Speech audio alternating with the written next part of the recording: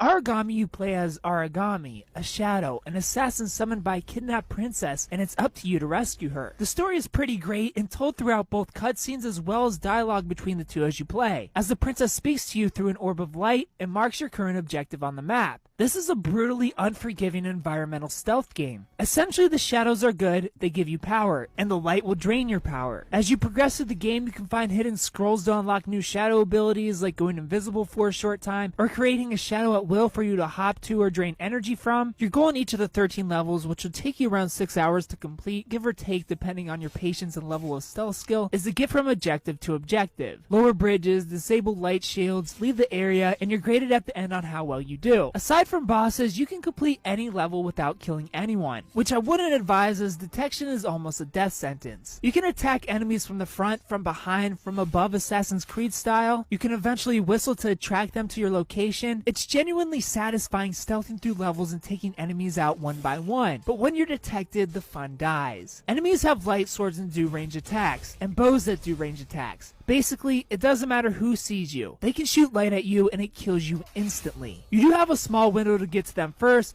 but this window is very small, and if you're not practically already on top of them, you don't stand a chance. There is no hand-to-hand combat here. Either run and hide, good luck, or die inside at the beginning of a checkpoint. Which brings me to my biggest frustration with this game. The checkpoints are complete trash. This is an issue I have with a lot of stealth games, but especially this one considering how punishing it is for detection. Stealth takes a lot of time and effort, and because of this it's so frustrating to get detected by the one final guy you haven't killed and deal with his insta-death attack just like every other character and have to restart to clear the 3 sections you already took care of all over again. I wouldn't mind a checkpoint restart so far back the enemies I killed stayed dead and the alerted enemies stayed alerted, but making every last one come back sucks all the enjoyment out and actually discourages stealth gameplay. Why take my time when one little slip up could ruin it all? I'm generally so angry in moments like these that I just run forward, sacrificing the 100-point stealth kills for the faster 50-point alerted kills just to get back to where I was in the level. I know that a save after every kill is too much to ask for, but at the very least a save should take place every time an objective in an area is complete rather than when you enter a new area of the game. But the moments I'm not having to kill the same dozens of enemies again, I'm having fun shadow hopping. I was surprised with how much I enjoyed the gameplay. This is easily one of the most fun stealth games released in a while, at least when it does what it's supposed to. There are a few moments in the game where the shadow for energy mechanic would infuriate me, as it isn't something that can be stored and is constantly being drained around light, specifically the tower climbing section with the light beams. Especially when your pointer isn't too responsive or intuitive, killing gameplay flow a lot of the time. And overall this game is pretty broken and littered with bugs. It would